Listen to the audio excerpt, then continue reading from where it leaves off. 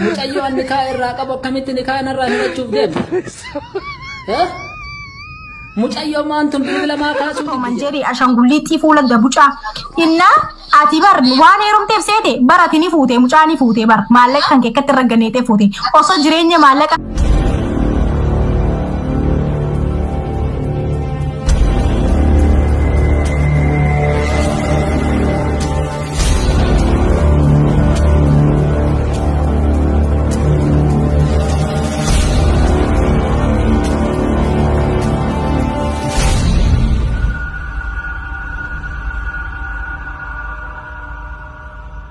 Inya akka kotto so ani rajiro rana ajita fili ha mucayyoo an nikaa irraa qabu akkamitti nikaa narraa hidhachuuf deemta mucayyoo maantun bilbila maa kaasuuti jedha nikaa irraa qaba bar akkamitti rana ajjeefte waggaa 7 ji'a lamaan dalage 250 gabbare nikaa irraa qaba akkamitti narraan deebitee fuudhuuf taatan مبروك جل السلام عليكم جل أيوة أنا بعدي تكوف شبكة رنجروتي مبروك جتي ما أنتوا ليه صار بتسير كنا سير جارتي متيجي أو زمان جل سير جمتيجي موجودة مرة شد ردي بيلال مبروك جلني ورد بيكيسا إياه نالله شيء تكنا دكتور أبي جت تلايا بريسا أكنا كبسيفتني تونا جل أوشتا يو نجي أبوسو دنجتشو سيب كومن دوكا يو شيء تشرون قبله وازي أقول جت نجي أبوسا تلايا بريسا دي تونا جلنا أوجا ددفانا ركبا يو نجي أبوسو باتنيمو وامبو هيد أجر تريبتي جارتي تيجا إرجيرا هندوني نجي أنا نرجيرا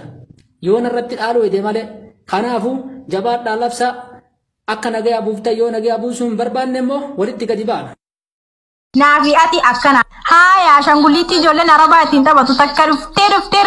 نتوتي خدت نافي تي جراجر ما خيا في خينا سكرتيس نافي أتي أكنا في أكنا لان أمان تس أمانو باتس أكنا في كان جريني شخص تيت خودي سجافتي أركن الرأساس الديت في ولا كاسي تيت رناني نفسه تبرد دوتي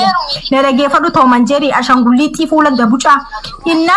ati bar waan heerumteef seete baratini fuute mucaani fuute bar maallaqa kan keekkatti ragganeetee fuute osoo jireenya maallaqa kan kee kuma jahan biyya argitee fuutu san jechuun ummaa tante ta qoraan gurgurtuu fi mucaa keessan kan magaalarraa hammaallatu san mana galchitee abbee hamadaabaraa qabatee